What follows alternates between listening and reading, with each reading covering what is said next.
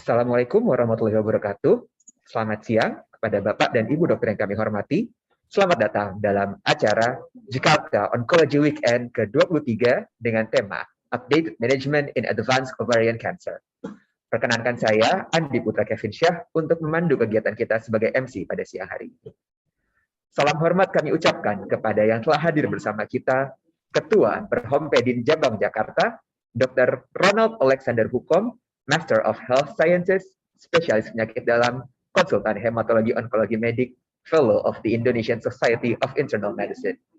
Hormat kami juga kepada moderator dan pembicara kita yang juga sudah hadir pada siang hari ini, Dr. Hilman Tajudin, Spesialis Penyakit Dalam, Konsultan Hematologi Onkologi Medik, Dr. Widyorini Lestari, Spesialis Onkologi, Spesialis Obstetrik Ginekologi, Konsultan Onkologi, Bapak Ahmad Rusdan Handoyo Utomo, PhD, Dr. Resti Mulyasari, Spesialis Penyakit Dalam, Konsultan Hematologi Onkologi Medik, Fellow of the Indonesian Society of Internal Medicine.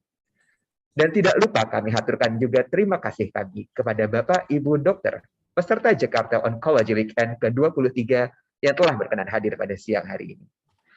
Bapak Ibu Dokter yang kami hormati, berikutnya izinkan saya untuk membacakan rundown acara kita pada pagi hari ini.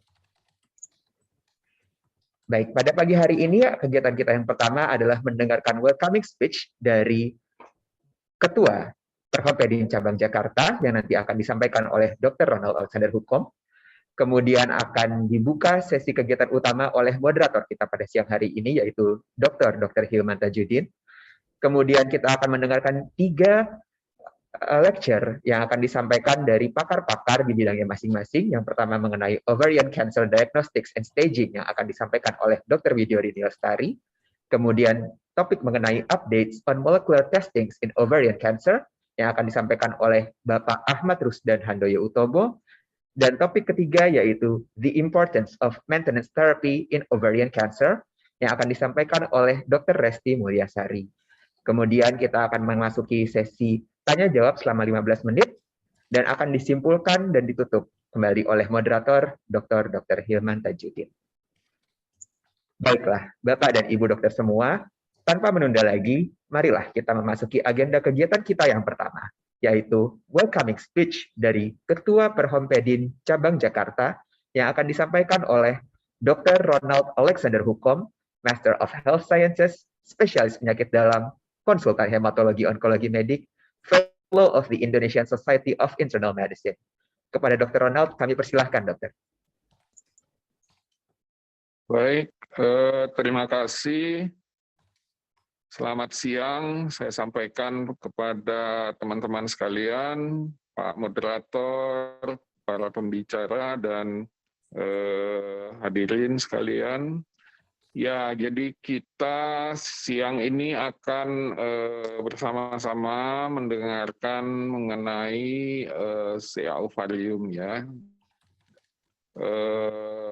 Mungkin satu jenis kanker yang tidak begitu banyak ditemukan oleh teman-teman ahli penyakit dalam di daerah, tetapi merupakan salah satu jenis kanker yang cukup sering dilihat oleh teman-teman onkologi medik ya, terutama bersama teman-teman dari ginekologi dan anggota tim multidisiplin kanker yang misalnya sudah dikembangkan di Rumah Sakit Darmais. Jadi kanker ovarium ini mungkin merupakan jenis kanker ginekologi kedua sesudah kanker leher rahim ya, atau kanker serviks. Dan sebenarnya di Indonesia cukup banyak ditemukan, terutama oleh teman-teman ginekologi. Nah, kita siang ini akan mendengarkan berbagai aspek lain yang terkait dengan kanker ovarium dari para pembicara. Mudah-mudahan apa yang akan kita dengarkan bersama akan menambah pengetahuan kita, menambah pemahaman kita, sehingga nantinya pasien-pasien dengan kanker ovarium ini juga akan mendapatkan pengobatan yang lebih baik, yang memberikan hasil survival lebih tinggi di masa yang akan datang. Saya rasa itu saja. Sekali lagi terima kasih pada Pak Moderator dan para pembicara. Saya kembalikan pada MC. Selamat siang. Baik, terima kasih banyak Dr. Ronald atas kata sambutannya. Semoga acara hari ini memberikan manfaat yang luar biasa untuk kita semua. Baiklah, selanjutnya kita akan memasuki sesi utama kegiatan kita hari ini yang akan dimoderatori oleh Dr. Hilman Tajuddin, spesialis penyakit dalam konsultan hematologi onkologi medik. Sebelum saya persilahkan kepada Dr. Hilman, izinkan saya membacakan kurikulum vitae singkat dari Dr. Hilman. Dr. Hilman Tajuddin, spesialis penyakit dalam konsultan hematologi onkologi medik. Beliau menyelesaikan pendidikan dokter umumnya di Universitas Indonesia pada tahun 1990, kemudian melanjutkan spesialis penyakit dalam di Universitas Indonesia juga pada tahun 1998, kemudian melanjutkan lagi menyelesaikan subspesialisasi hematologi dan onkologi medik pada tahun 2006 di Universitas Indonesia, dan juga menyelesaikan doktoralnya di bidang medical science pada tahun 2015 juga di Universitas Indonesia. Saat ini Dr. Hilman merupakan staf divisi hematologi onkologi medik di Rumah Sakit Kanker Darmais dan juga merupakan staf pengajar di Fakultas Kedokteran Universitas Indonesia, Departemen Ilmu Penyakit Dalam, Divisi Hematologi Onkologi Medik. Baiklah, kepada Dr. Hilman Tajuddin, spesialis penyakit dalam konsultan hematologi onkologi medik, kami persilahkan, dokter. Ya, terima kasih Dr. Kevin untuk introduksinya, untuk sambutannya. Cek sound, Dr. Kevin dan teman-teman yang lain, apakah mendengar suara saya dengan jelas? Sangat jelas sekali, dokter. Baik, terima kasih. Pertama-tama saya ucapkan terima kasih kepada Dr. Ronald Alexander Hukom, SPDK HUM, yang telah membuka acara ini dengan resmi dan memberikan izin serta ininya ya, apa namanya itu, asisinya bahwa acara ini akan kami laksanakan. Dr. Ronald juga kami terima kasih atas introduksinya yang mengingatkan pada kita semua bahwa ada satu keganasan khususnya organ kewanitaan yang memang tetap menjadi perhatian kita. Karena apa? Karena walaupun memang jumlahnya tidak sebanyak kanker-kanker yang lain, tetapi kalau kita hitung peringkat di Rumah Sakit Kanker Darmais, ternyata kanker ginekologi, dalam hal ini serviks maupun ovarium, berlomba-lomba dalam arti menempati ranking pertama dan kedua dari 10 keganasan terbanyak di Darmais. Jadi kita bisa membayangkan ternyata banyak ya, atau ada ya keganasan-keganasan yang seperti ini yang menjadi tanda kutip primadona dan tetap harus menjadi perhatian khusus. Nah, hari ini pada kesempatan yang baik ini, seperti yang sudah disampaikan oleh Dr. Ronald dan kemudian Dr. Kevin, kita berkesempatan untuk memajukan suatu makalah atau suatu topik ya yang berjudul Updated Management in Advances Ovarian Cancer, di mana ada 3 pembicara dahsyat yang akan muncul secara berturutan. Kami akan panggilkan beberapa teman kita.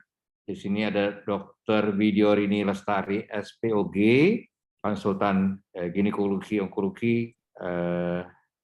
Ada yang kurang, Dr. Widyorini? Dr. Widyorini Lestari Utami, enggak ya?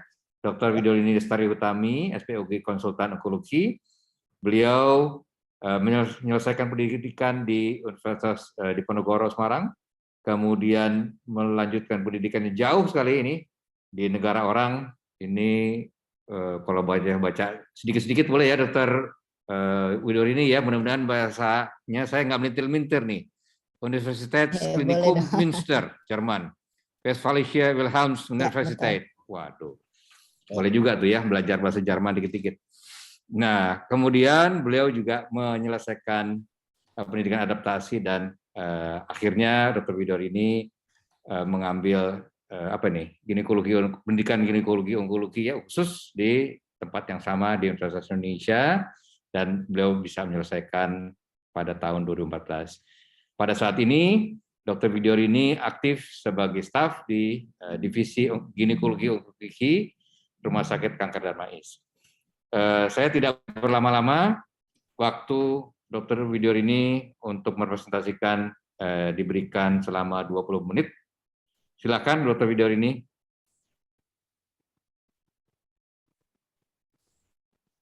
Ya, terima kasih Dr. Hilman. Assalamualaikum warahmatullahi wabarakatuh. Selamat siang. Terima kasih atas introduksi singkat. Baik, saya diberi tugas nih siang ini oleh panitia untuk menyampaikan tentang kanker ovarium dari diagnostik dan penegakan stadium. Baik, slide. Ya, disclaimer, slide.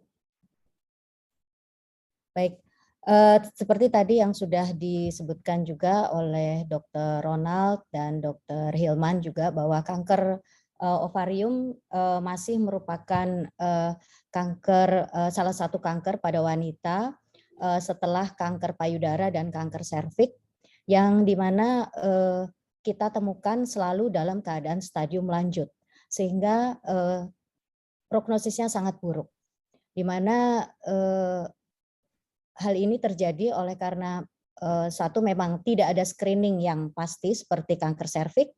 Yang kedua adalah kesulitan untuk membedakan antara apakah kista itu jinak ataupun ganas, dan bagaimana kapan tepatnya dilakukan tindakan operasi dan kapan harus dilakukan observasi. Dan pada stadium lanjut ini kita temukan juga terjadi metastasis di kelenjar getah bening ataupun juga di seeding pada peritoneal dan mesenterium, yang menyebabkan terjadinya untuk progression free survival dan overall survivalnya akibatnya adalah rendah. Slide.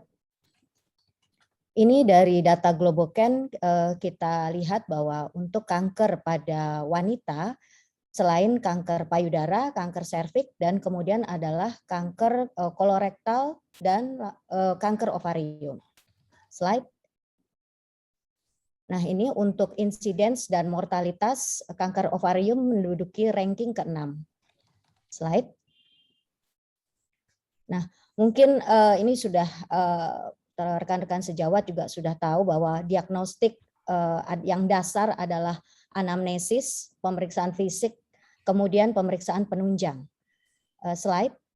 Dari pemeriksaan dari anamnesis, memang kita dapatkan kadang pasien, kenapa kadang-kadang pasien itu terlambat datang ke dokter atau ke klinik, bahwa karena atau ke dokter kandungan, karena pada awalnya mereka mendapatkan gejala seperti gejala gastrointestinal, seperti mual, muntah, kembung, konstipasi, yang kemudian didiagnosis sebagai gastritis. Kemudian pada akhirnya dilakukan pemeriksaan penunjang, imaging, baru didapatkan bahwa ternyata ada kista ovarium atau ada tumor ovarium. Selain itu juga didapatkan adanya tumor ovarium pada perut bawah, ataupun pasien mengaku bahwa baru beberapa minggu sebelum masuk rumah sakit atau sebelum datang ke dokter kandungan perutnya membesar. Slide. Nah, dari pemeriksaan fisik memang didapatkan adanya benjolan atau tumor di perut bawah ataupun di seluruh perut, dan pada pemeriksaan ginekologi kita dapatkan juga massa atau teraba massa di cavum Douglas ataupun juga penekanan ke mukosa rektum. Slide. Nah, pemeriksaan penunjang yaitu dengan yang paling mudah adalah dengan ultrasonografi, di mana kita dapatkan massa kistik pada ovarium. Kita akan menilai bagaimana regularitas dari dinding kista, ada tidaknya bagian padat, bagaimana bentuk bagian padat tersebut, dan berapa ukurannya. Kemudian kita evaluasi blood flow atau Doppler pada bagian padat tersebut, dan penilaian ada tidaknya asites ataupun cairan bebas. Slide.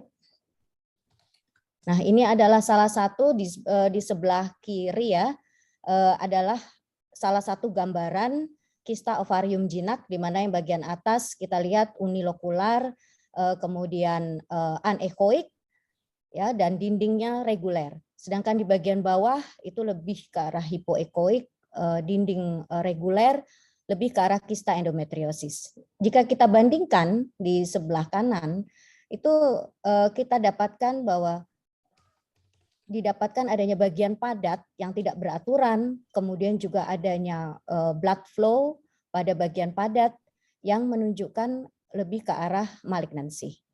Slide. Nah, dari salah satu imaging yang paling sederhana, ultrasonografi, didapatkan adanya beberapa sistem scoring.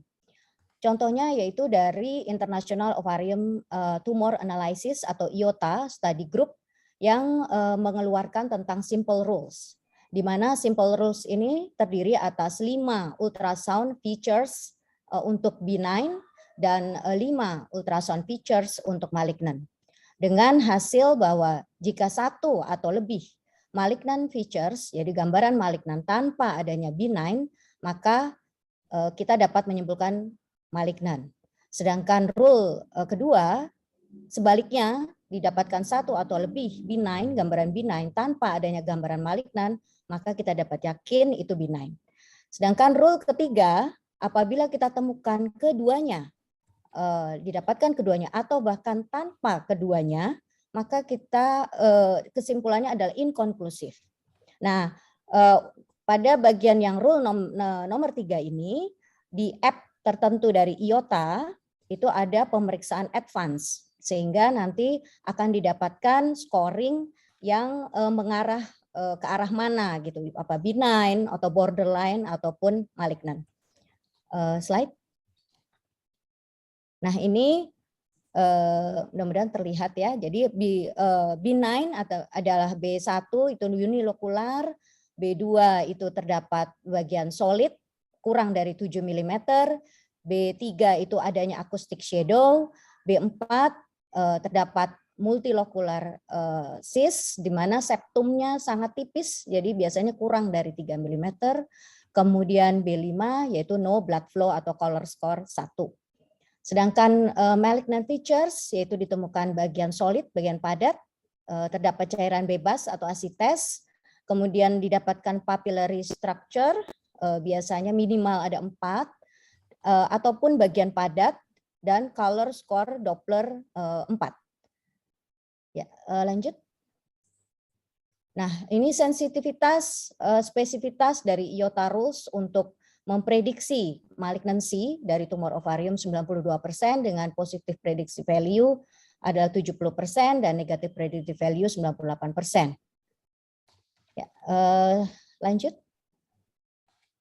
Nah, ini juga dikeluarkan oleh American College of Radiology dari Amerika, yaitu adanya Ovarian Adnexal Reporting and Data System, yaitu ORADS. Sama seperti kalau di payudara mungkin BI-RADS ya.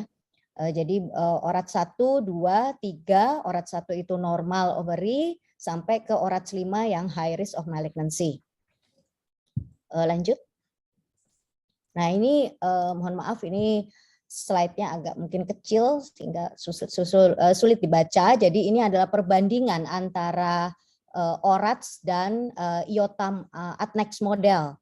Jadi pada IOTA Adnex model untuk simple rules sebenarnya hanya dipakai adalah rules nomor 1 dan rules nomor 2. Sedangkan rules nomor 3 itu nanti ada pemeriksaan advance dari IOTA Adnex model. Ya, lanjut. Nah, pemeriksaan imaging yang lebih advance atau lebih spesifik, yaitu dengan CT scan. Prinsip dasarnya sebenarnya sama dengan ultrasonografi, yaitu didapatkan massa kistik, regularitas dari dinding kista, kemudian ada bagian padat, kemudian enhancement dari kontras atau penyengatan, kemudian mungkin dari CT scan akan lebih jelas ada tidaknya seeding pada mesenterium ataupun pada peritoneum. Slide. Ataupun metastasis di organ sekitar yaitu hepar, lien, ataupun kelenjar getah bening. Slide. Nah, ini adalah yang mungkin teman sejawat juga sudah mengenal, yaitu serum biomarkers untuk mengevaluasi tumor ovarium yang mengarah ke arah keganasan. Salah satunya yang paling sering digunakan adalah CA125 dengan normal value yaitu kurang dari atau sama dengan 35. Nah, sayangnya CA125 ini sensitivitasnya rendah. Artinya pada keadaan inflamasi seperti endometriosis, CA125 ini juga akan meningkat tinggi. Sehingga kadang-kadang kita terkecoh bahwa CA125 tinggi, curiga adanya malignansi. Dan CA125 ini tidak bisa diterapkan atau tidak bisa dilakukan pemeriksaan pada adeno-CA yang bersifat musin. Bersifat musin atau mixed Mullerian ovarian tumor atau germ cell. Nah, CA125 tidak bisa dijadikan marker. Lanjut. Nah, ada yang namanya Human Epididymis Protein 4 atau HE4. HE4 ini dari meta-analisis studi yang mengkombinasikan antara HE4 dan CA125 atau Roma pada postmenopausal group itu dapat lebih meningkatkan prediksi keganasan dari suatu tumor ovarium. Untuk HE4 dikatakan bahwa lebih superior daripada CA125 pada grup yang premenopausal. Tetapi pada klinis kita jarang untuk melakukan pemeriksaan HE4 saja tanpa CA125. Lanjut. Ya, ini ada yang namanya CEA.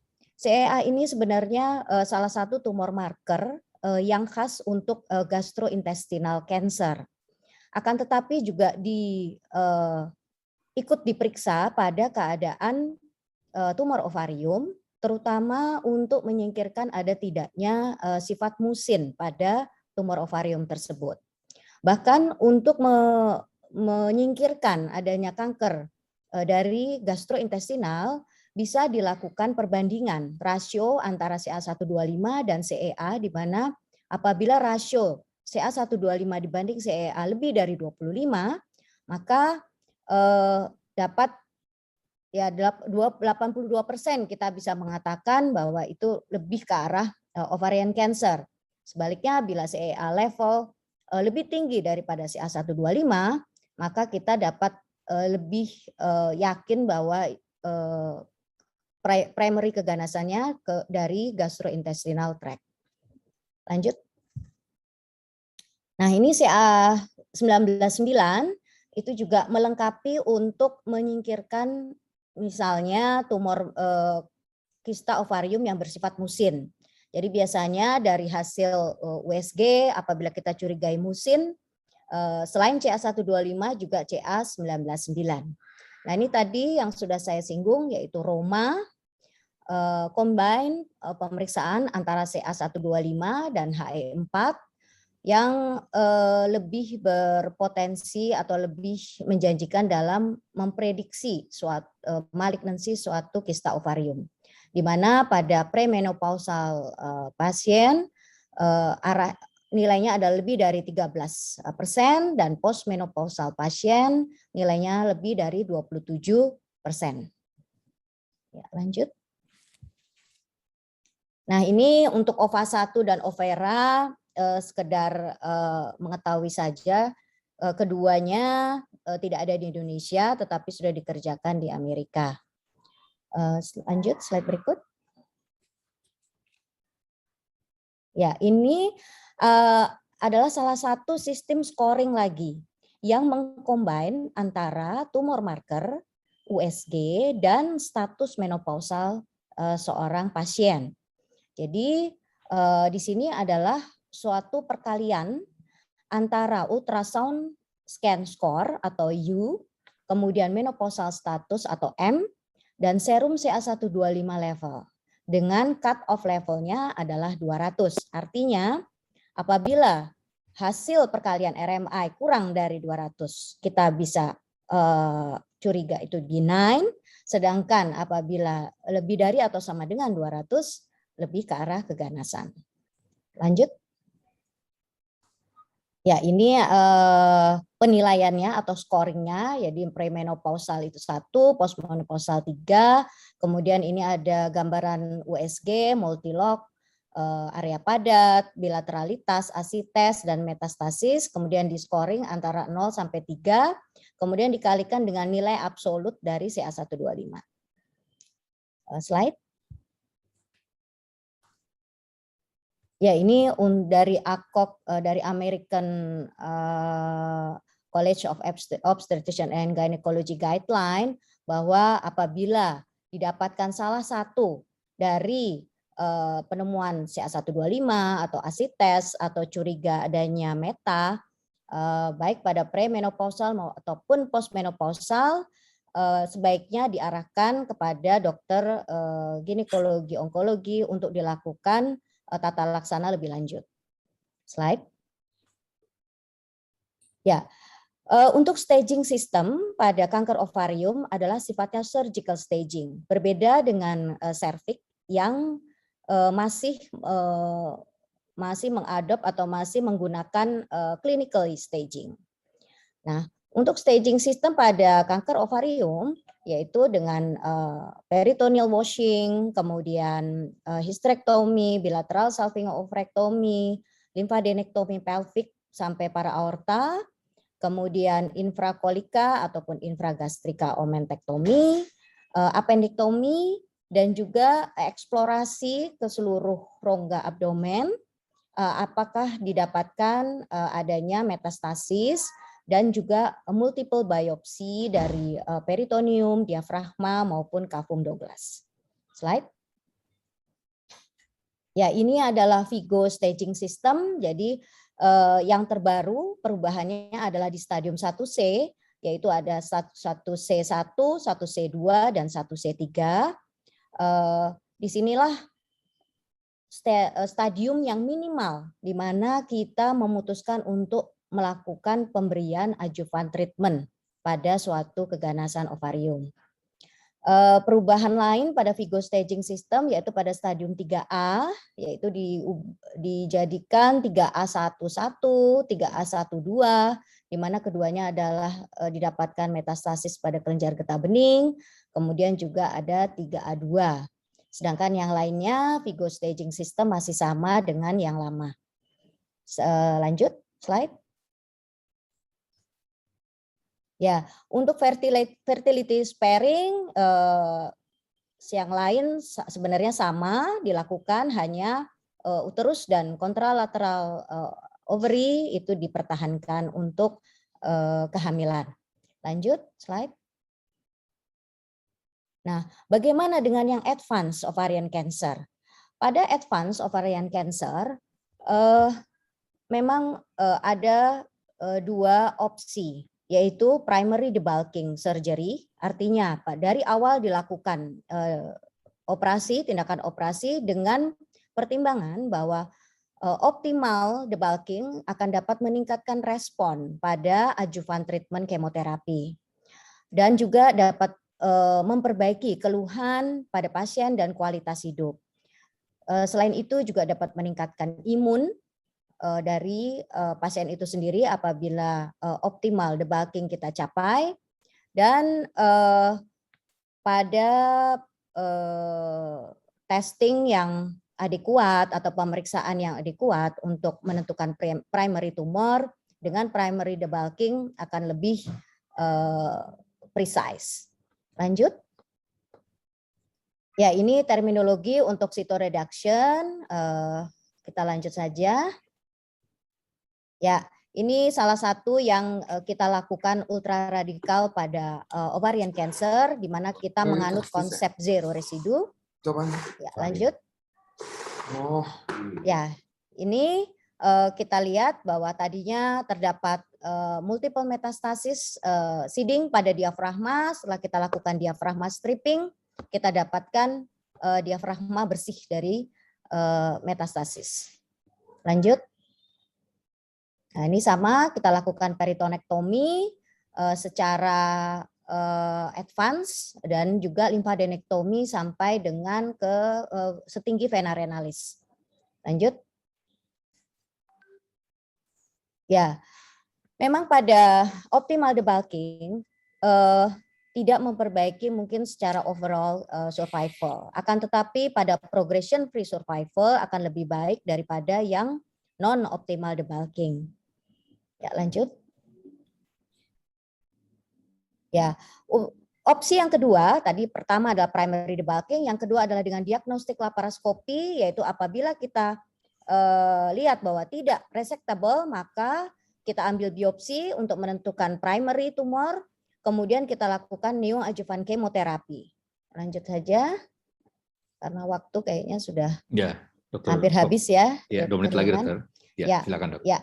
Nah, goal daripada neoadjuvant kemoterapi adalah untuk mengurangi morbiditas dan mortalitas pasca surgery dan juga untuk mengurangi kejadian angka bowel resection ataupun stoma, meskipun memang dari randomized trial didapatkan bahwa progression free survival baik pada primary debulking surgery ataupun dengan neoadjuvant itu hampir sama. Akan tetapi untuk morbiditas kejadian morbiditas, mortalitas pasca surgery akan lebih baik pada neoadjuvant kemoterapi. Lanjut. Ya, ini lanjut aja. Ya, ini adalah salah satu arm ya, tata laksana apabila kita temukan advance, kita lakukan diagnostik laparoskopi, apabila tidak resectable, kita lakukan neoadjuvant kemoterapi, kemudian kita evaluasi setelah 3 siklus dengan CT scan. Apabila resectable, maka kita lakukan interval debulking, kemudian lanjut dengan kemo, atau apabila stable disease, kita dapat memikirkan untuk dilanjutkan kemonya atau diubah kemonya. Ya. Slide berikut. Oke. Ya, ini slide saya yang terakhir, yaitu bahwa preoperatif diagnostik pada ovarium sangat penting, yaitu untuk menentukan tindakan operasi kita, apakah dengan atau tidak VC, ataupun dengan misalnya langsung primary debulking, ataupun dengan neoadjuvant kemoterapi. Kemudian pilihan terapi pada advance selain primary debulking atau juga dengan neoadjuvant kemoterapi. Ya, baik, itu saja yang saya sampaikan. Terima kasih. Assalamualaikum warahmatullahi wabarakatuh. Waalaikumsalam warahmatullahi wabarakatuh. Terima kasih banyak Dr. Widiori untuk penyampaian yang amat sangat menarik dan informatif. Pokoknya apa yang Dr. Widiori sampaikan pada kami memang tidak ada screening yang pasti ya dok ya untuk menentukan keganasan, dalam hal ini adalah keganasan ovarium, karena begitu banyak cara, biomarkers, langkah-langkah, kriteria, algoritma, belum lagi tadi teknik-teknik yang Dr. Widiori ini sudah sampaikan pada kita dan amat sangat complicated tentunya ya, tentu yang amat bisa menguasai disiplin ilmu tersendiri dalam hal ini ya SPOG, konsultan ginekologi dan onkologi. Terima kasih sekali lagi Dr. Widiori untuk penyampaiannya. Mohon maaf Dr. Widiori kami tinggalkan untuk sesaat, tetapi jangan kemana-mana Dr. Widiori nanti akan ada teman-teman kita yang akan melanjutkan. Terima kasih sekali lagi Dr. Widiori. Pembicara berikutnya yang tidak kalah dahsyatnya tentunya adalah Bapak Ahmad Rusdan Handoyo Utomo, PhD.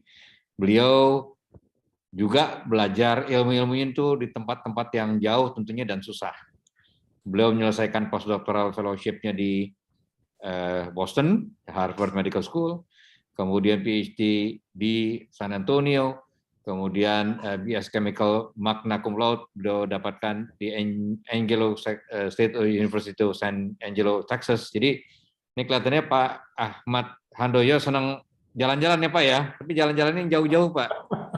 Kapan-kapan kita diajak lah Pak. Ya, perlu supaya kecipratan ilmu ininya nih. Ilmu jalan-jalan dan ilmu ininya dong ya, ilmu molekulernya. Sekarang Pak Ahmad Rusdan Handoyo aktif di sebagai staf pengajar di Yale University dan kemudian juga sebagai konsultan R&D apa Pak, R&D Pak, Research and Development ya Pak ya, di Darmais Cancer Center Hospital. Pada siang ini Pak Ahmad Rusdan Handoyo akan memajukan topik yang berjudul, sebentar saya baca dulu, saya kehilangan ini, update molecular testing in ovarian cancer. Pak Ahmad, saya tidak berlama-lama, saya serahkan waktunya 20 menit untuk presentasi Bapak. Silakan Pak. Ya, terima kasih Dr. Sama-sama Pak. Atas ini kesempatannya untuk berbagi. Izin saya share screen.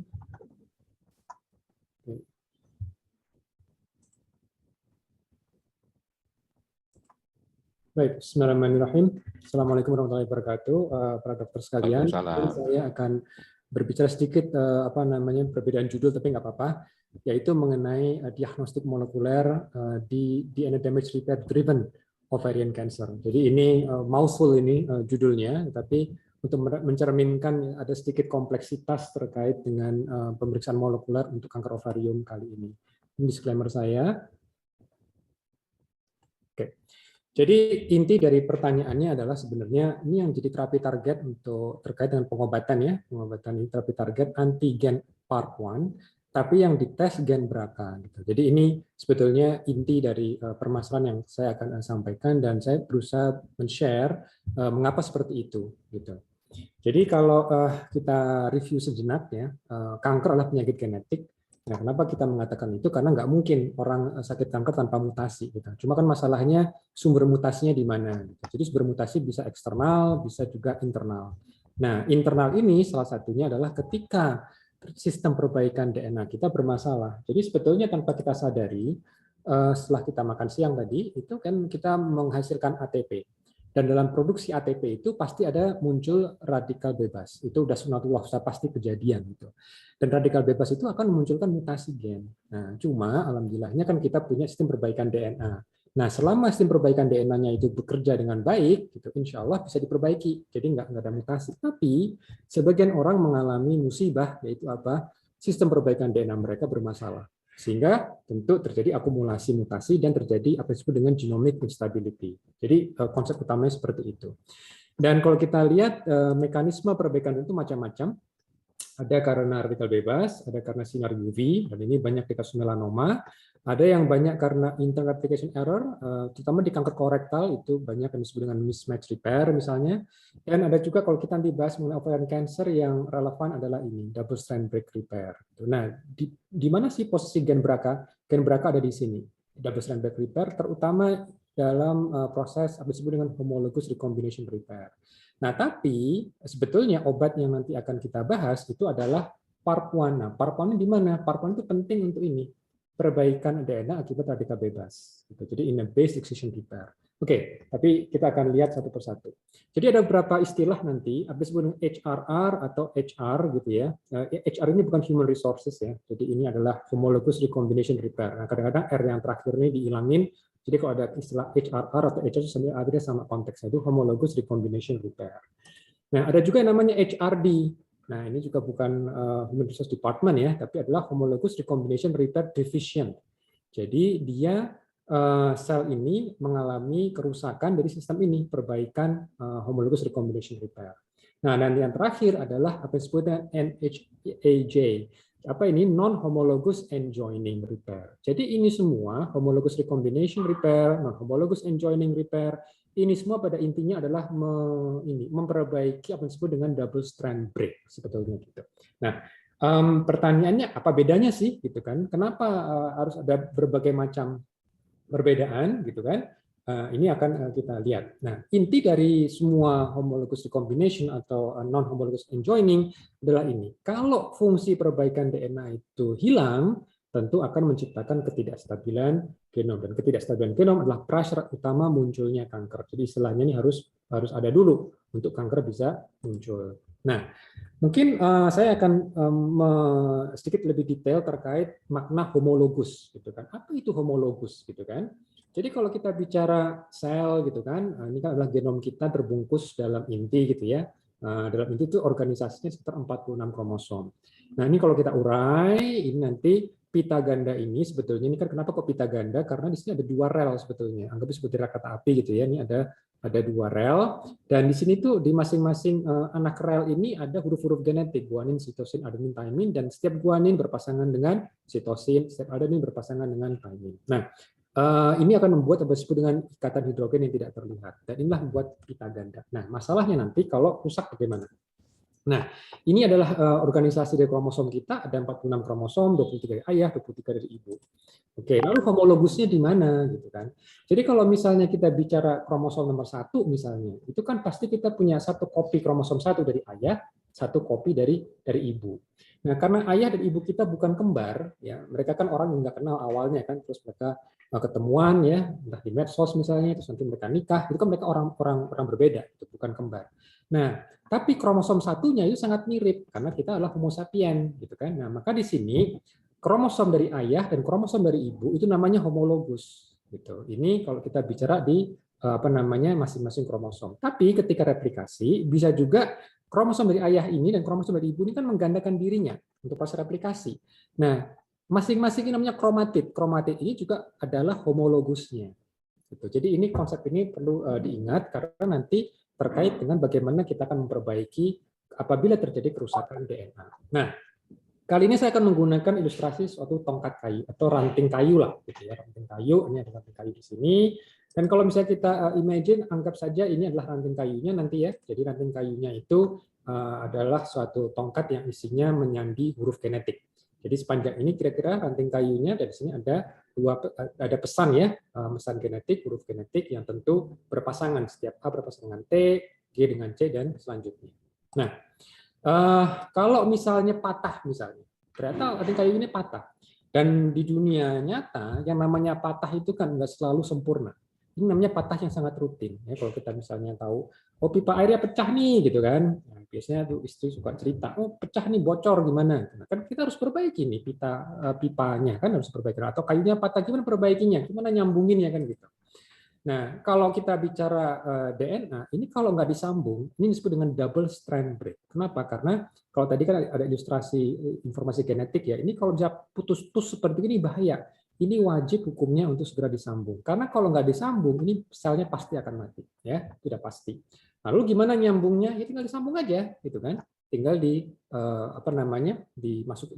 lem lagi, gitu kan? Patahannya ini. Nah, cuma ini jadi ada masalah. Karena apa? Karena kalau kita cuma ngasal nyambung seperti ini, itu isunya adalah seperti ini nanti. Kalau kita nyambung langsung begitu ya, itu berarti namanya tidak melibatkan bagian dari yang homologus. Jadi ini hanya menggunakan satu informasi saja. Jadi apa yang disebut dengan non-homologous enjoining. Ya. Jadi tidak ada bagian dari homologus yang terlibat. Karena begitu patah, terus langsung disambungkan secara sederhana gitu. Nah, itu ada potensi masalah. Kenapa? Ini kalau kita bicara non-homologous enjoining itu berisiko. Karena apa? Karena tadi saya sampaikan yang namanya di dunia nyata itu ketika putus itu jarang yang sempurna. Yaitu apa? Patahannya itu cenderung zigzag. Seperti tadi misalnya ini. Ini kan cenderung zigzag kan? Nah, ini yang disebut dengan sempurna. Kalau sempurna seperti gini, kita melakukan non-homologous enjoining nggak ada masalah. Tapi kalau putus seperti ini, kita paksakan menggunakan non-homologous enjoining ya tanpa mendapatkan informasi dari kromatid yang homologus misalnya, itu masalah. Kenapa? Karena seperti ini. Jadi kalau misalnya di kayu tadi itu, ini kan ada dua susunan genetik ya, bacaan susunan genetik. Oke, A berpasangan dengan T dengan A. Nah, cuma untuk yang bagian atas ini berhenti di bagian A, sementara di bagian apa namanya di bagian bawahnya itu dia menjurus apa namanya agak maju gitu ya, itu sampai sekitar C. Nah, dampaknya apa? Ketika misalnya tukang ledeng misalnya, ketika ada patah, kan dia akan dirapikan dulu kan? Di daerah ini kan harus dirapikan dulu. Betul nggak? Kalau kita misalnya mau menyambung dua pipa, ya kan? Jadi ada namanya proses trimming namanya. Nah, ketika terjadi proses trimming, berarti nanti ada area yang akan hilang. Jadi misalnya nih, daerah GCC akan hilang, dan di atasnya daerah CGG akan hilang. Padahal ini kalau misalnya kita lihat dari basic molecular biology ya, dogma biologi molekuler, huruf ini kan nanti menyandi protein. Kalau huruf ini hilang, berarti nanti protein yang disandi pasti akan berbeda juga, ya kan? Dan kalau nanti ternyata berdampak pada fungsi si protein, tentu si protein bisa gain of function atau bisa loss of function. Itu kan bisa jadi onkogen atau hilangnya fungsi tumor suppressor gen gitu. Nah, itu sebabnya ketika terjadi patahan yang umum terjadi seperti gini, yang harusnya dilakukan bukan dengan non-homologous end joining, tetapi dengan homologous recombination repair atau HRR. Nah, jadi cara nyambungin yang bisa mengamankan informasi genetik itu bukan dengan non-homologous end joining, tetapi dengan homologous recombination repair. Jadi kalau sekali lagi ini adalah gambaran putusnya, gitu kan? Lalu bagaimana cara menyambungin dengan bagus? Kita harus melibatkan informasi dari sister chromatid. Nah, karena ini adalah yang memberikan informasi bagaimana susunan hurufnya yang harus kita preservasi, gitu kan? Nah, jadi kalau misalnya kita lihat, ini adalah gambaran videonya ya. Jadi misalnya di sini ada kerusakan ya, kerusakan di sini, dan nanti ketika kita akan melakukan suatu proses replikasi terjadi apa disebut dengan double strand break repair. Nah, caranya dia akan mengambil informasi dari sister chromatidnya yang homologus supaya bisa nyambungnya supaya benar. Jadi ini kira-kira seperti ini. Jadi bayangkan ada When damaged DNA duplicates before the damage is repaired, a double strand break can arise. In a healthy cell, this more severe damage can be repaired with the help of homologous recombination. BRCA1 protein binds the loose ends of the DNA and starts to unravel the DNA strands.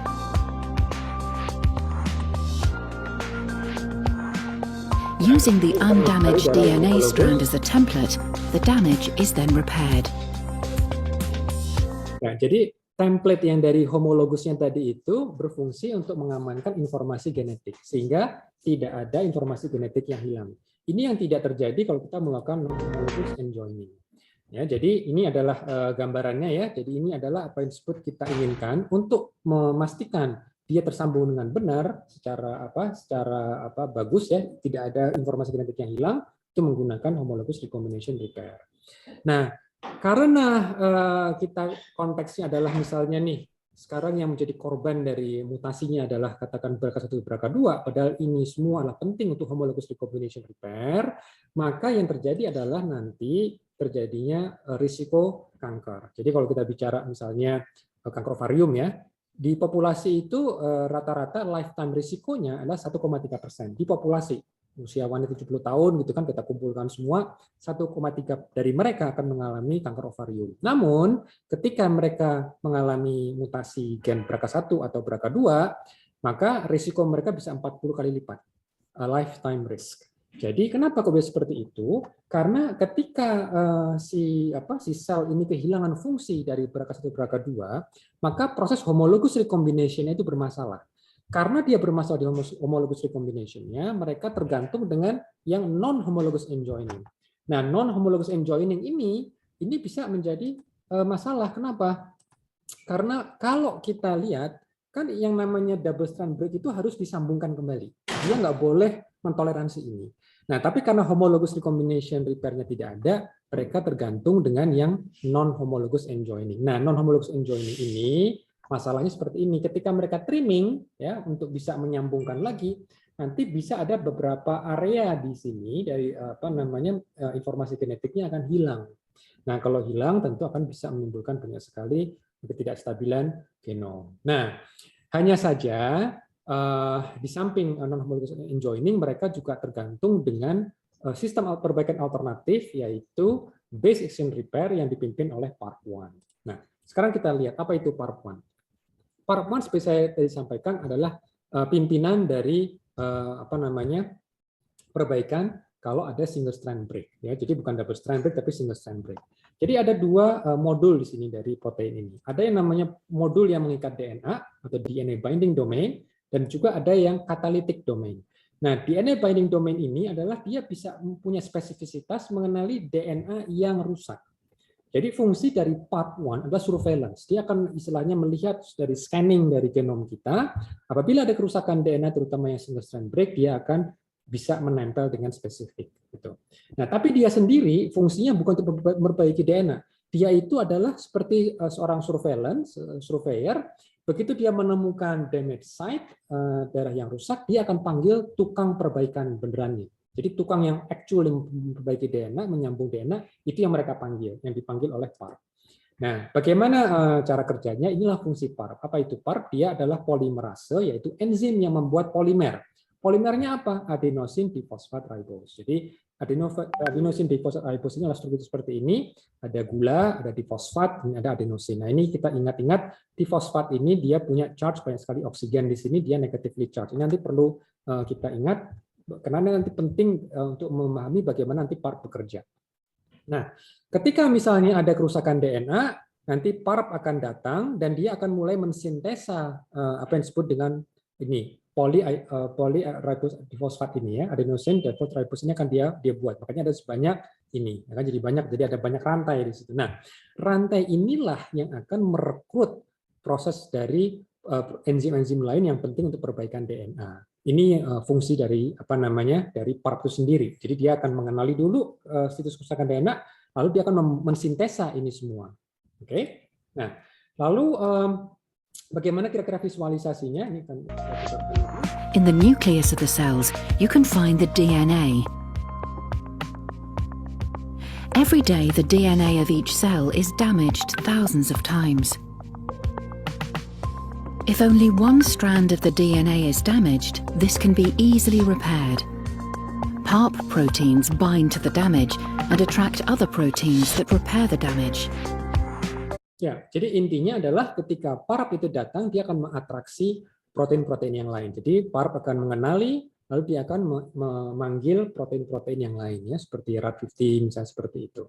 Nah, PARP mampu mengenali DNA yang sudah rusak, lalu dia akan memunculkan rantai poli ADP tadi itu sehingga menarik perhatian para enzim perbaikan DNA, dan nanti munculnya rantai ini itu juga menimbulkan aura negatif. Jadi kalau kita ingat di pelajaran SMA dulu, itu ada yang disebut kalau negatif dengan negatif pasti akan bertolak belakang, kan? Dia tidak akan mengatraksi kecuali negatif dengan positif gitu. Nah, karena DNA itu sendiri adalah negatif, ini ada aura negatif dari DNA-nya. Sementara si PARP inhibitor dia mensintesa poli ADP, dan ADP kan difosfat, dia kan negatif juga. Itu akan membuat repellent di sini. Nah, ketika charge akhirnya build up di sini negatif ketemu negatif, makanya PARP-nya akan pergi. Gitu ya. Jadi ini adalah gambarannya. Difosfat di sini membawa negatively charge, sementara DNA dia juga negatively charge. Negatif dengan negatif dia akan repel. Maka setelah dia tersintesa, dia otomatis si PARP-nya akan pergi. Tapi sebelum dia pergi, dia sudah membuat sintesa ini, dan ini akan merekrut DNA repair yang lain. Nah, apa yang terjadi kalau PARP1-nya dihambat sama PARP inhibitor? Nah, yang terjadi adalah PARP itu kan dia bisa mengenali rel katapi yang rusak. Jadi anggapnya ini petugas. Petugasnya bisa mengenali, tapi dia diikat nih tangannya, yaitu di bagian ini polimerase, aktivitas polimerase. Jadi dia tidak bisa mensintesa tidak bisa mensintesa poli ADP, dia nggak bisa.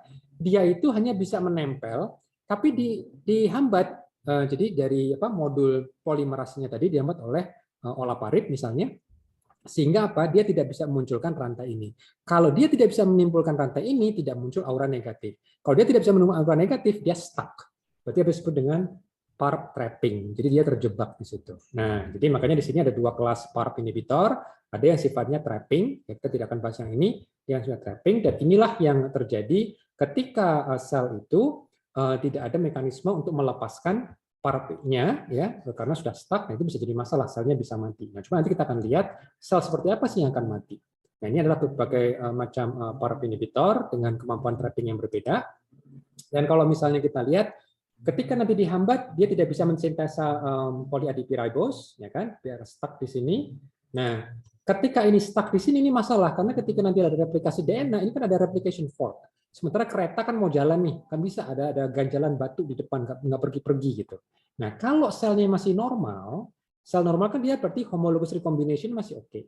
Nah, homologous recombination repair ini mampu untuk melepaskan ganjalan ini, sehingga sel nggak ada masalah, dia dihilangkan, sel bisa normal kembali. Akan tetapi, kalau ternyata sel kehilangan fungsi dari homologous recombination repair, dia tidak bisa di-resolve. Replication fork masih tetap stalled, ya kan, jadi stuck di sini, sehingga kereta akan tetap memaksakan untuk jalan, di sini ada batu, akhirnya bisa terguling, sehingga disebut catastrophic death.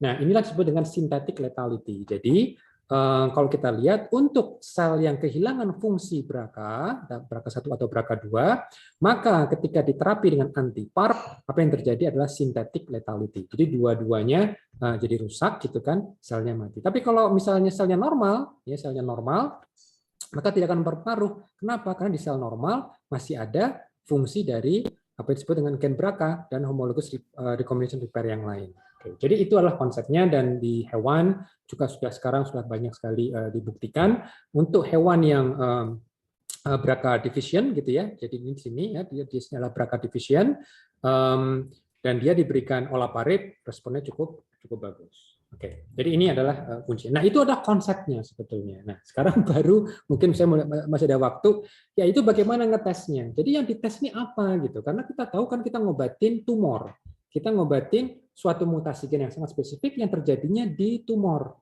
ya kan? Karena walaupun tubuh kita semua punya gen BRCA, tapi kalau terjadi ovarian cancer, itu mutasi yang loss of heterozygosity-nya, di mana dua alelnya hilang, itu cuma di tumornya. Sementara kalau di sel saliva, di sel darah, gen BRCA-nya masih utuh, hanya di tumor saja dua kopi dari gen BRCA-nya hilang.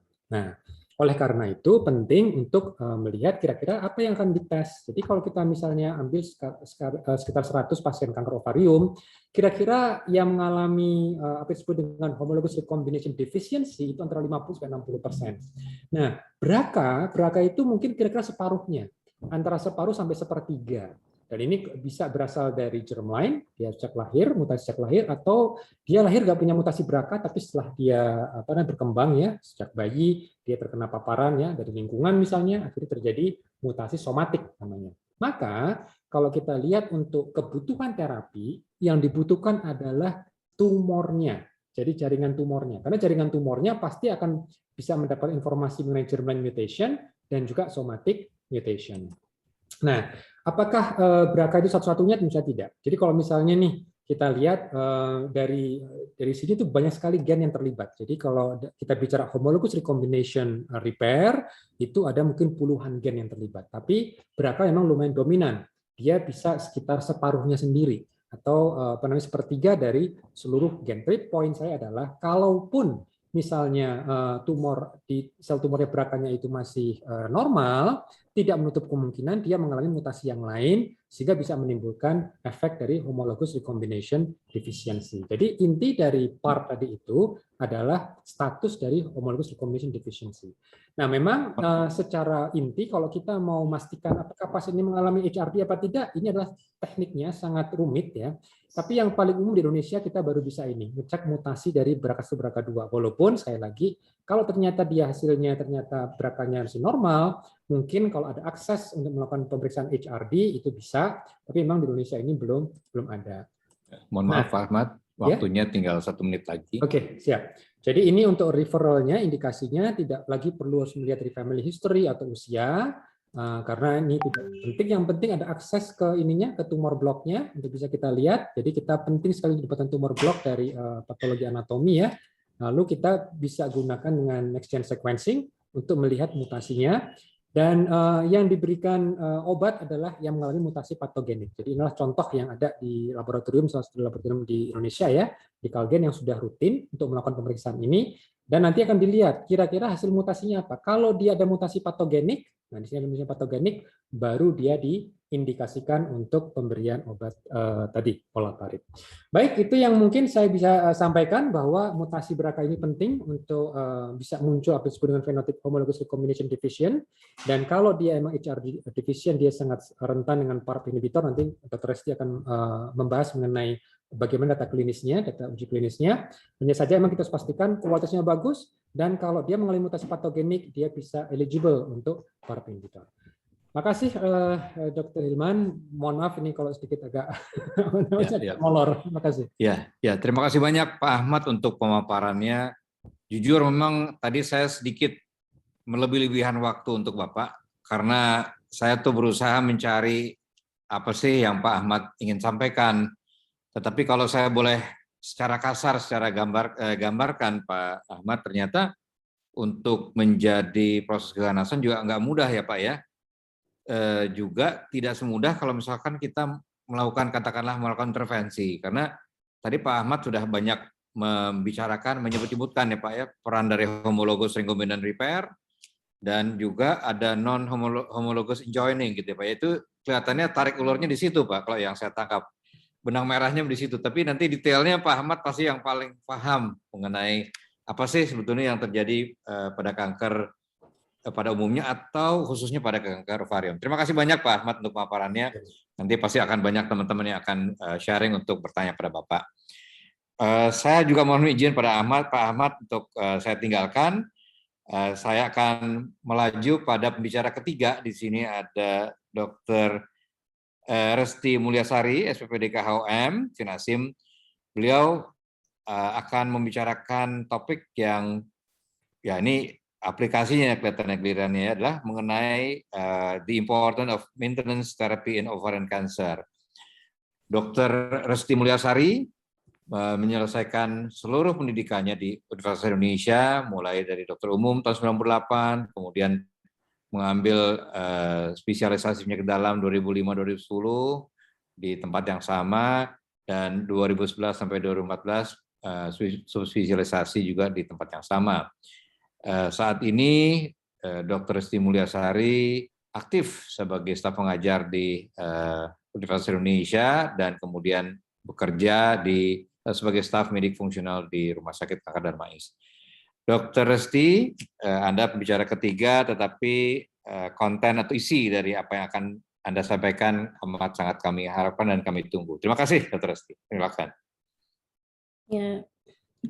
Terima kasih Dr. Hilman atas pembacaan CV yang singkat, padat. Jadi sebenarnya saya beruntung menjadi pembicara ketiga karena sebagian besar sudah dijelaskan, jadi saya tinggal menyambung saja untuk masalah klinisnya. Mungkin bisa dimulai slide-nya dari panitia. Jadi pada sesi ketiga ini kita akan membahas aplikasi dari terapi sistemik yang akan kita bicarakan lebih lanjut adalah terkait dengan pemberian olaparib, obat baru yang mungkin bisa menjawab pertanyaan kita, karena sampai dengan sekarang apabila pasien kanker ovarium itu kambuh, kita kesulitan mencari obat untuk diberikan kepada pasien. Jadi slide. Jadi diskusi ini kita akan membahas tentang terapi maintenance. Ini incidence dan epidemiologi tadi sudah dijelaskan banyak oleh Dr. Widyorini. Ternyata 2/3 kasus itu datang dengan kasus advance, kasus lanjut, dan ini juga terjadi di Darmais. Kita seringkali mendapatkan pasien-pasien itu sudah dalam kondisi lanjut, sehingga kita tidak memiliki banyak pilihan terapi yang kita bisa berikan kepada pasien. Dan untuk kanker ovarium sendiri, itu adalah terapi dasarnya adalah kombinasi dari adanya pembedahan dan terapi sistemik sebagai adjuvan. Jadi di sini leadernya memang dari teman dari ginekologi onkologi. Nah, untuk lebih lanjutnya kita akan bahas di slide berikutnya, slide. Nah, ini untuk kasus dari kanker ovarium itu memang tidak banyak. Ini urutan ketiga setelah breast dan cervix, baik untuk kasus baru maupun incidence. Tapi ternyata kematiannya juga tidak sedikit, dan sayangnya Untuk pasien-pasien kanker ovarium ini memang tadi sudah disebutkan oleh Dr. Widyorini, kita belum punya deteksi dininya.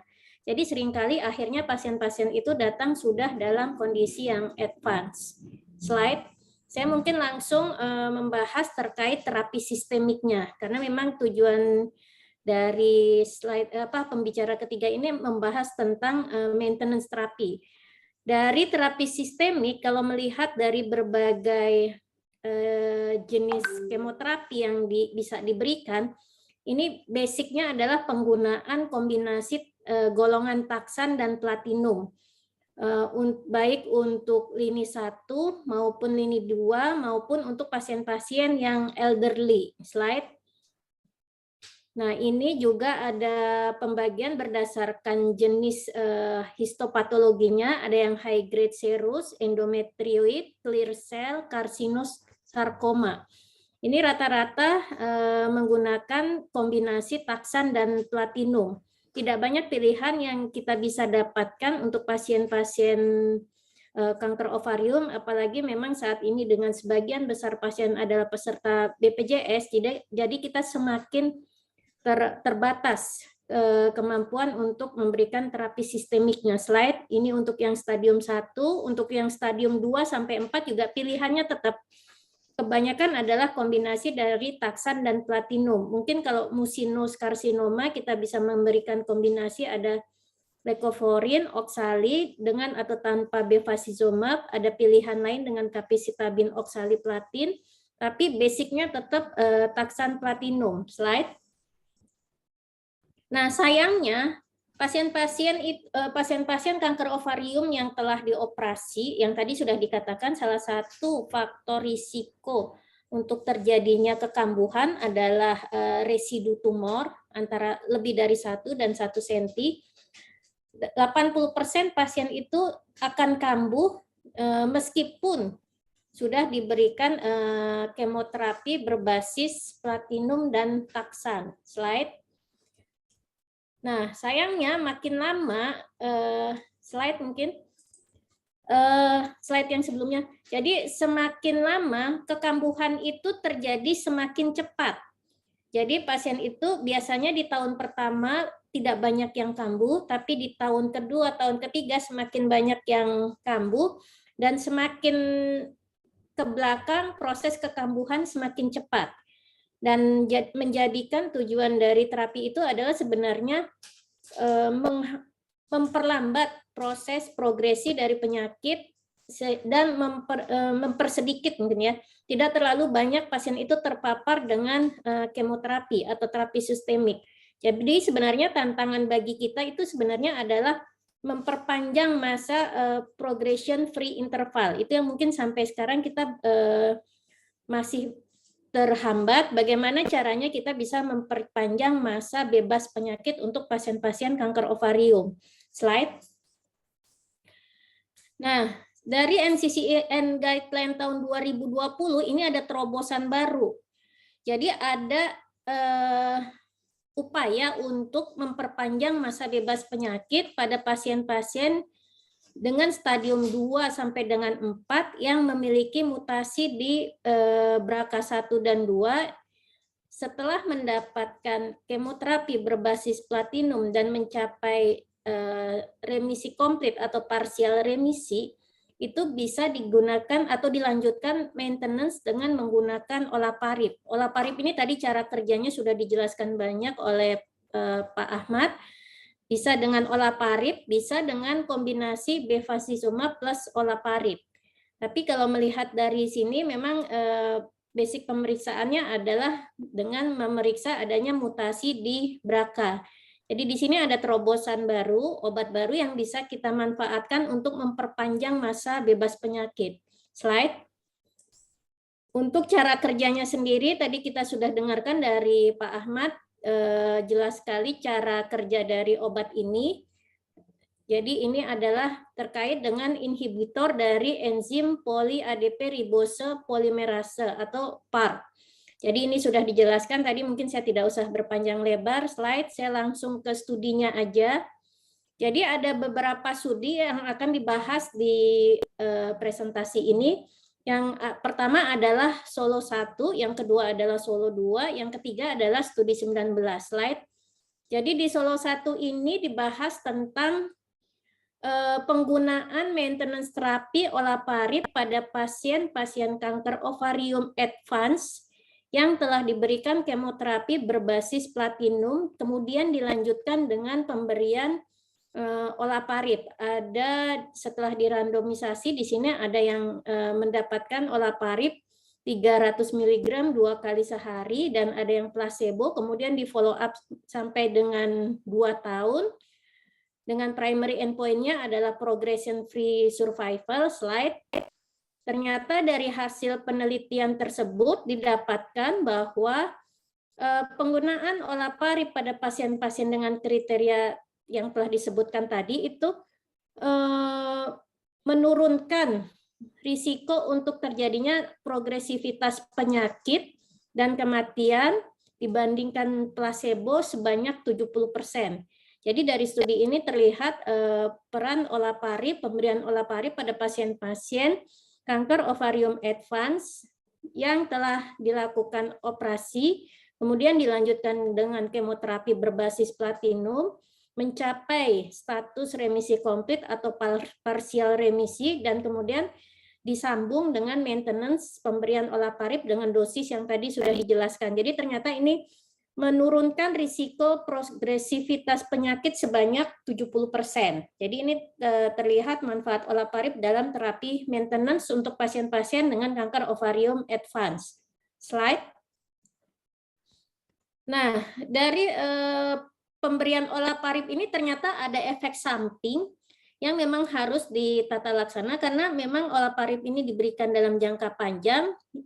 Yang paling banyak ditemukan adalah mual, kemudian lemas, dan yang tidak kalah penting juga adalah anemia. Jadi 4 efek samping ini memegang peranan utama dalam terapi suportif pada saat kita memberikan olaparib, karena maintenance ini akan diberikan dalam jangka lama. Slide. Untuk studi berikutnya adalah Solo 2. Slide. Jadi di Solo 2 ini dibahas tentang maintenance terapi pada platinum sensitive relapse ovarian cancer. Jadi di sini kalau yang Solo 1 tadi kasus baru, advance, operasi, lanjut kemoterapi, kemudian di maintenance dengan olaparib. Kalau di Solo 2 ini itu sensitif platinum yang relapse, pasien-pasien kanker ovarium. Ternyata dari hasil studi Solo 2 ini, slide, terlihat bahwa untuk pasien-pasien dengan pemberian olaparib, slide berikutnya, itu memperpanjang masa overall survival dengan median overall survival itu 12,9 bulan. Bisa slide selanjutnya. Meskipun secara statistik tidak bermakna, tapi ini secara klinis bisa bermakna dibandingkan dengan placebo. Jadi terlihat bahwa pemberian olaparib ini bisa memperpanjang overall survival pada pasien-pasien dengan platinum sensitive relapse ovarian cancer. Ini juga penting buat kita karena seringkali pasien-pasien itu mengalami kekambuhan dengan status masih sensitif dengan platinum. Jadi olaparib masih bisa digunakan untuk memperpanjang overall survival. Slide. Nah, efek sampingnya mirip juga, tetap dengan adanya nausea, fatigue, anemia, vomiting. Ini artinya kita harus siap menata laksana secara suportif pasien-pasien yang akan kita berikan maintenance olaparib jangka panjang, karena efek samping ini bisa sifatnya ringan, tapi bisa juga sifatnya sampai menjadi kasus-kasus yang berat. Slide. Selanjutnya kita akan membahas tentang studi 19. Ini tentang maintenance treatment pada pasien-pasien platinum sensitive relapse ovarian cancer. Ini mirip dengan Solo 2 sepertinya. Slide.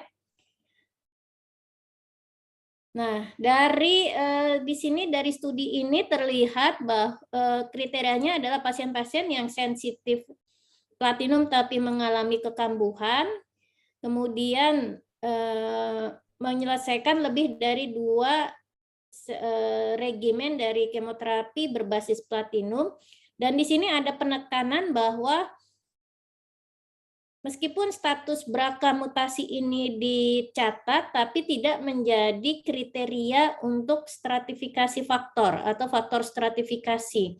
Mungkin nanti di sini juga saya mohon konfirmasi dari Pak Ahmad, apakah BRCA mutasi ini tetap menjadi dasar bagi kita dalam pemberian olaparib, karena berdasarkan NCCN tadi kita membaca bahwa direkomendasikan untuk pasien-pasien dengan status BRCA mutasi yang positif.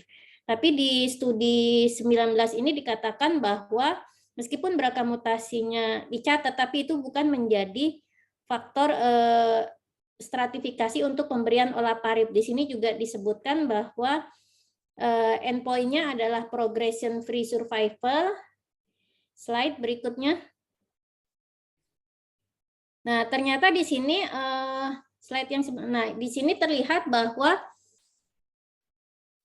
pemberian olaparib maintenance sebagai maintenance itu mereduksi progression free survival atau kematian 65% dibandingkan placebo. Jadi terlihat dari 3 studi ini, Solo 1, Solo 2, dan studi 19 terlihat bahwa olaparib memberi peran pada pasien-pasien kanker ovarium dalam terapi maintenance. Kemudian slide sebagai summary, mungkin di sini ternyata NCCN sudah merekomendasikan pemberian PARP inhibitor ini untuk pasien kanker ovarium dengan BRCA mutasi positif sebagai maintenance terapi, di mana Solo 1 ini membahas pasien-pasien kasus baru tapi dengan kondisi advance, sudah stadium 3-4, sudah operasi, dilanjutkan dengan kemoterapi berbasis platinum, mencapai komplit remisi, parsial remisi, itu kemudian disambung dengan pemberian olaparib, ternyata ini memberikan hasil penurunan risiko kekambuhan atau progression free survival itu sebanyak 70%. Di Solo 2 dibahas tentang platinum sensitif ovarian cancer yang relapse, ternyata ini masih bisa menambah overall survival, tadi 12,9 bulan. Dan di studi 19 tadi juga membahas tentang maintenance terapi yang mereduksi progression dan kematian. Mungkin itu yang bisa saya sampaikan. Slide. Terima kasih. Jadi demikian yang bisa saya sampaikan, Dr. Hilman. Ini obat baru, jadi kita sama-sama masih belajar, apalagi melihat presentasinya Pak Ahmad, itu rumit sekali sepertinya untuk terjadinya suatu kanker dan untuk mengobati penyakit. Jadi sebenarnya bintangnya di sini nih adalah Dr. Widyorini dan Pak Ahmad nih kayaknya, Dr. Hilman. Enggak, Dr. Resti. Bintangnya kita semua kok. Bintang berbintang. Ya, terima kasih Dr. Resti untuk pemaparannya.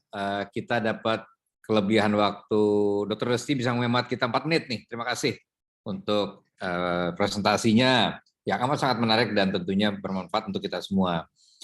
Sebelum ada acara tanya dan jawab, ternyata pihak sponsor ingin menayangkan juga mengenai apa yang ingin disampaikan. Mungkin pihak sponsor dari Bu Vin ada bisa langsung menayangkan produknya, silakan.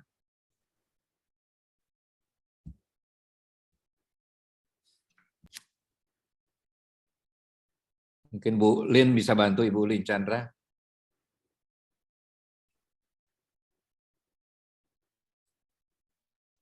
Mungkin di akhir sesi, Dr. Hilman. Oh, di akhir sesi aja. Oke, baiklah. Iya, baiklah, berarti baik. Saya akan langsung mulai ke tanya dan jawab ya. Kita udah selesai dengan 3 pembicara yang dahsyat-dahsyat ini. Nah, ini ada pertanyaan dari Dr. Sri Agustini Kurniawati untuk Dr. Widyorini SPOG ya. Ada 3 nih Dr. Widyorini. Apakah pentingnya membedakan antara kanker ovarium stadium 4B dengan adanya kemungkinan double primer kanker endometrium? Jadi pasien dengan peritoneal metastasis, mungkin peritoneal karsinomatosis kali ya, dan metastasis di hati. Pertanyaan beliau nomor 2, apakah masih dimungkinkan primary debulking pada pasien kanker ovarium stadium 4B dengan metastasis peritoneal dan metastasis jauh seperti hati atau paru? Nomor 3, biomarker apa saja yang digunakan untuk mengarahkan diagnosis pasien kanker ovarium yang kondisi pasiennya tidak memungkinkan tindakan operatif? Silakan Dr. Widyorini untuk dicerna dulu, jangan sampai keselak ya dok jawabnya, ini pertanyaan susah-susah. Silakan Dr. Widyorini. Ya, terima kasih Dr. Hilman. Terima kasih Dr. Sri atas pertanyaannya. Yang pertama tadi, apakah penting untuk membedakan antara si ovarium stadium 4B dengan kemungkinan sinkronus ya dengan si endometrium. Memang penting adalah untuk mengetahui primary organ pada cancer. Akan tetapi pada suatu pada keadaan advance, apabila kita tadi sudah melakukan laparoskopi, kemudian biopsi, nah ini sekarang tergantung dari patologi anatomi. Apakah dari biopsi tersebut dapat dengan pemeriksaan imunhistokimia barangkali itu dapat menentukan asal dari tumor primer. Nah, seandainya pun tidak dapat lagi mentok nih dengan imunhistokimia, yang bisa kita lakukan ya kita memberikan neoadjuvan karena untuk ovarian cancer ataupun endometrial cancer advance juga kita memberikan regimen yang sama untuk kemoterapi yaitu platin dan dari golongan taksan. Nah, kemudian pertanyaan kedua tadi primary debulking kalau nggak salah ya pada advance. Ya, jadi prinsip dari prinsip pada ovarian cancer adalah debulking. Artinya mengambil tumor sebanyak-banyaknya. Jadi pada keadaan misalnya meta paru ataupun meta hati, itu kalau misal kita dapat melakukan debulking dengan residual tumor pada abdomen misalnya kurang dari 2 cm atau bahkan kurang dari 1 cm, itu akan jauh lebih baik untuk respon pada pemberian kemoterapi setelah surgery.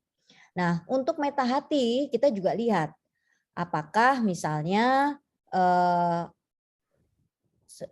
kita tidak menemukan misalnya meta paru, hanya meta hati dengan peritoneal seeding. Nah, kita lihat meta hatinya itu di lobus mana. Nah, nanti kita tanya sama hepatobiliar surgeon, apakah bisa dilakukan misalnya reseksi daripada hati. Nah, kalau bisa dilakukan reseksi, misalnya dia hanya di satu lobus, ya, atau di part segmen dari suatu lobus, maka kita juga bisa melakukan selain tadi ultraradikal surgery juga reseksi hati. Nah, kemudian pertanyaan ketiga tadi apa ya? Saya jadi lupa nih pertanyaan ketiga. Mengenai biomarker tuh dok. Oh biomarker ya, apa? Ya, biomarker. Ya. Jadi gini, kalau untuk biomarker memang tidak bisa dijadikan suatu pegangan buat kita untuk menentukan treatment pada suatu advance ovarian cancer ataupun misalnya kita belum tahu ini asal primary tumornya. Memang tadi kita bisa dengan menggunakan ROMA ataupun dengan CEA untuk menyingkirkan gastrointestinal cancer. Tetapi pada dasarnya untuk pemberian kemoterapi atau pemberian tata laksana suatu cancer, kita membutuhkan hasil patologi anatomi. Jadi pada suatu advance selain biomarker juga kita sebaiknya melakukan laparoskopi diagnostik atau sampai dengan biopsi. Demikian Dr. Hilman. Ya, terima kasih Dr. Widyorini untuk jawabannya. Mudah-mudahan Dr. Sri Agustini masih menyimak dan udah cukup mengerti ya. Kalau Dr. Sri Agustini ada yang ingin disampaikan, ditanyakan lagi, boleh nanti berlanjut pada Dr. Widorini, Dok ya. Nggak keberatan kan, Dok? Nggak masalah ya. Iya. Baik. Jadi ya terima kasih Dr. Widorini untuk jawabannya sekali lagi. Jadi kalau saya tadi melihat paparannya Dr. Widorini, memang kemajuan kita baik diagnostik maupun terapi pada C. alvarium itu amat sangat advance ya, amat sangat lanjut dan amat sangat spesifik. Tadi Dr. Widorini juga dalam satu tayangannya, kalau nggak salah saya melihat ada satu terminologi imaging yang dokter sampaikan sebagai IOTA ya, International Ovarian Tumor Analysis. Yeah. Kalau menurut saya tuh itu penting sekali ya Dr. Widorini ya. Bukan bermaksud untuk menggeser peran histopatologi, tapi dengan cara kita mendeteksi atau mempunyai imaging yang baik, yang tajam gitu ya, yang spesifik, diharapkan bisa membantu para surgeon, para gynecology surgeon maupun yang lain untuk lebih mengarahkan penyakit ini spesifik sekali, bagus sekali memang ininya ya. Baik, terima kasih Dr. Widorini untuk ini. Nanti sebentar ada pertanyaan-pertanyaan lagi untuk Widorini akan disusulkan ya Dok. Baik, ya. Ini pertanyaan berikutnya ditujukan pada Dr. Restri Mulyasari. Ada 3 nih, pertanyaan borongan nih Dr. Resti, boleh saya bacakan ya? Dari Dr. Nia Noviati, apakah olaparib masih ada tempatnya apabila diberikan pada si ovarium tanpa mutasi BRCA? Itu dari Dr. Nia. Dari Dr. Sri, bagaimana peranan bevacizumab dan PARP inhibitors pasien kanker ovarium yang mengalami progresi dalam terapi sistemik neoadjuvan? Yang ketiga, ini saya 3 pertanyaan dulu kali ya, Dr. Rustia, biar Anda nggak bingung ya. Ini dari Dr. Martino dari Bogor nih. Apakah respons terapi olaparib berguna juga untuk pasien dengan C. ovarium stadium advance dengan asites mucinous yang sulit untuk dievakuasi? Silakan Dr. Resti, nanti jawabnya satu persatu, silakan. Terima kasih Dr. Hilman. Jadi saya mulai jawab dari yang pertama dulu. Ini pertanyaan dari Dr. Nia. Pertanyaannya, apakah olaparib masih ada tempatnya diberikan pada pasien C. alvarium tanpa mutasi BRCA? Kalau melihat dari guideline NCCN-nya, memang diarahkannya ke pasien-pasien yang mutasi BRCA itu dengan atau tanpa pemberian bevacizumab sebelumnya.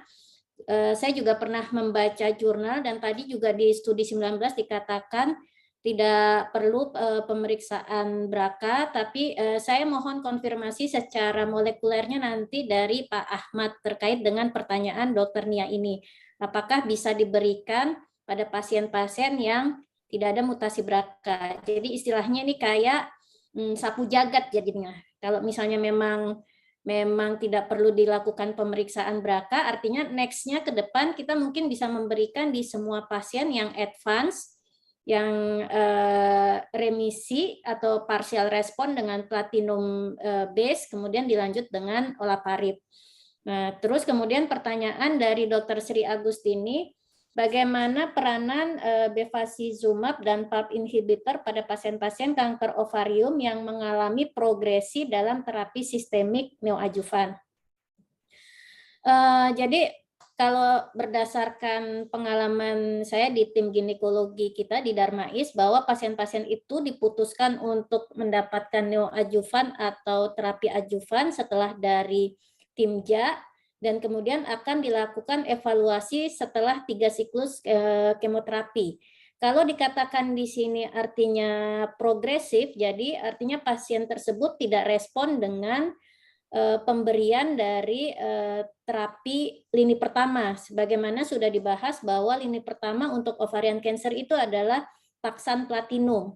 Jadi sementara dari NCCN yang kita dengarkan tadi itu, yang sudah ada studinya itu pada pasien-pasien dengan sudah operasi, kemudian diberikan platinum base kemoterapi, hasilnya remisi, dan atau partial respon, kemudian dilanjut dengan pemberian olaparib. Jadi kalau melihat pertanyaan di sini, kalau misalnya pasien ini progresi dalam terapi neoadjuvan, artinya dia tidak sensitif dengan platinum, jadi kita tidak belum ada studi yang bisa mengatakan bahwa pasien-pasien ini merupakan kandidat untuk di maintenance dengan olaparib. Itu mungkin yang belum ada di studi-studi yang kita bahas tadi untuk pasien-pasien yang resisten platinum, karena semua basicnya adalah sensitif platinum, baik kasus baru maupun kasus relapse.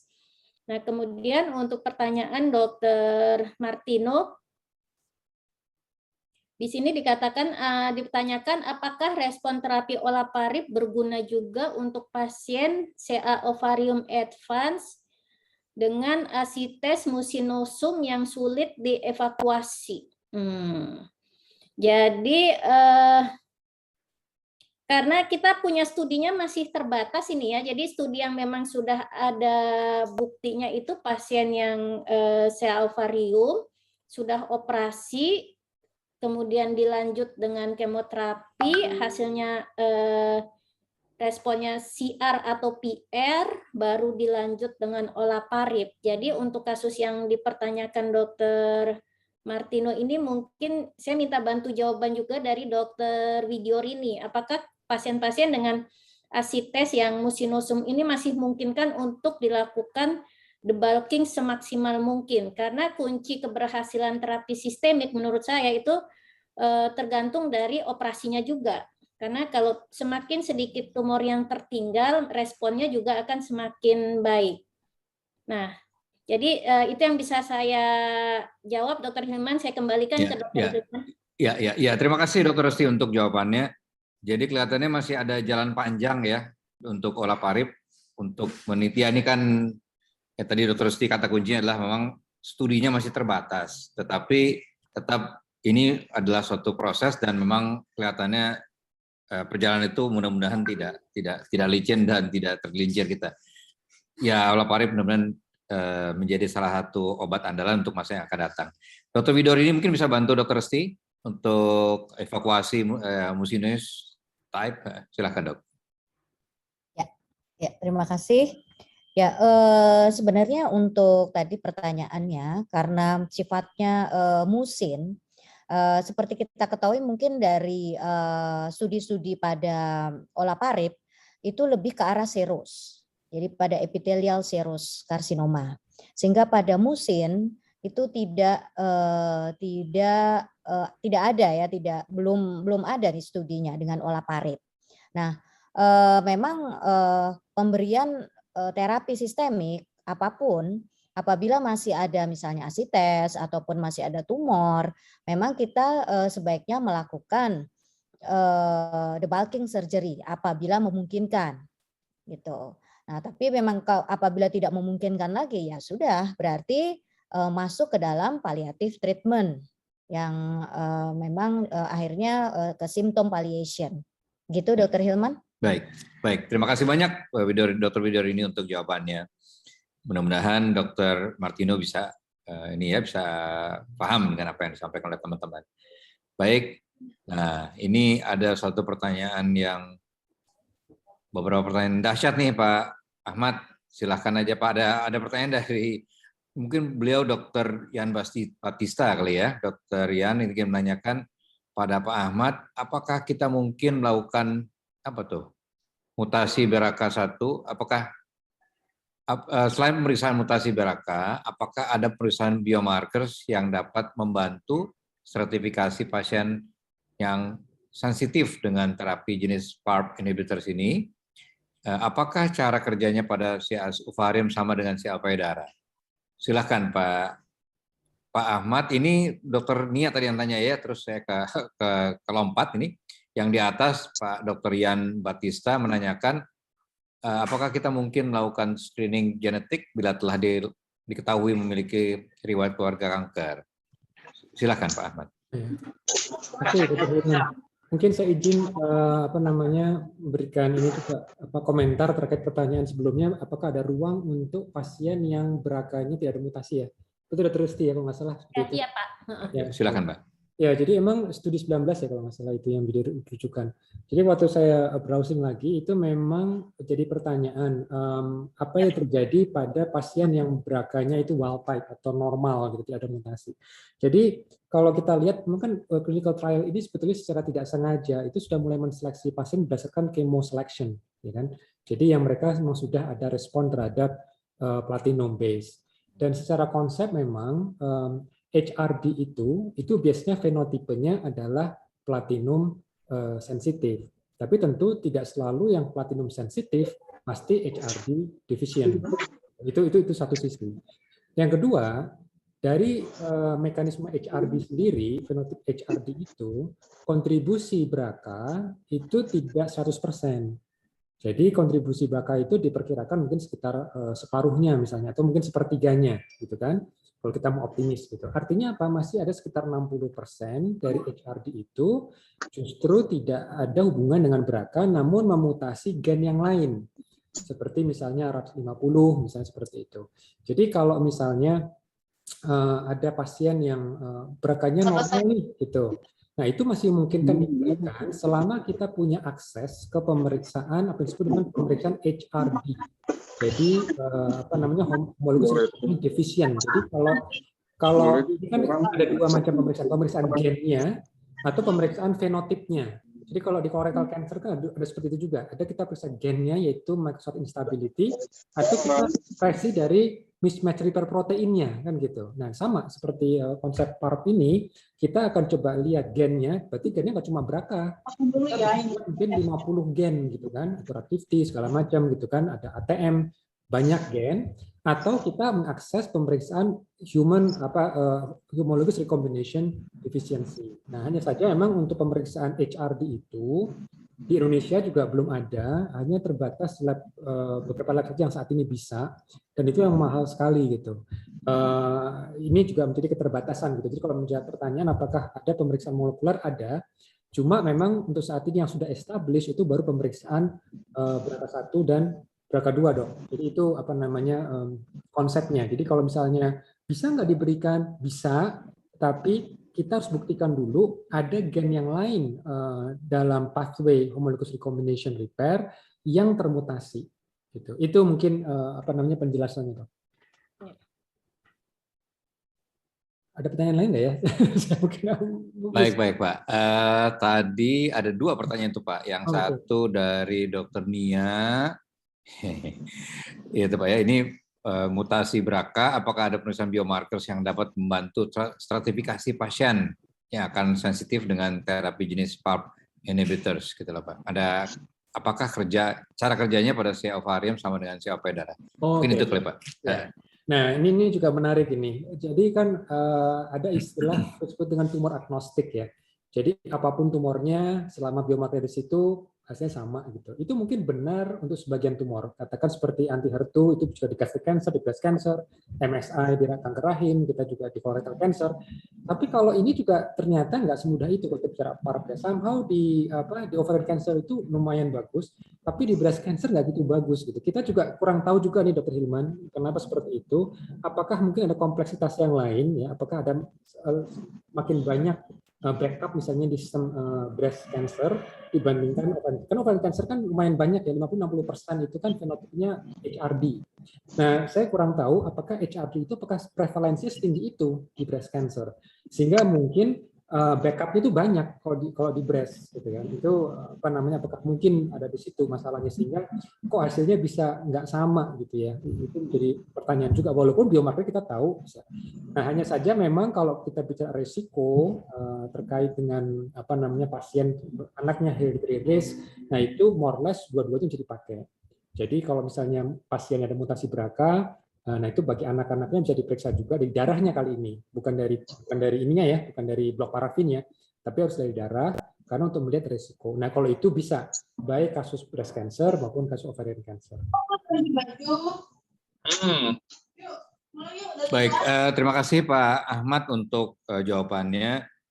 Jujur kelihatannya memang ke depan pemeriksaan BRCA 1 dan 2 itu menjadi salah satu primadona ya Pak ya, terutama untuk pasien CA payudara dan CA ovarium, di mana memang akan muncul, akan lahir lah Pak ya jenis-jenis pengobatan yang sifatnya amat sangat menggantungkan atau bergantung pada pemeriksaan BRCA 1 dan 2. Terima kasih Pak Ahmad untuk jawabannya. Mungkin ada yang ingin bertanya lagi, ini ada pertanyaan, saya rasa sudah selesai ya mungkin Pak Panitia. Udah nggak ada lagi. Dr. Haris sama Dr. Kevin. Kalau nggak ada, kita kasih kesempatan pada pihak sponsor, pada AstraZeneca untuk menayangkan, ada beberapa slide yang akan ditampilkan. Silakan.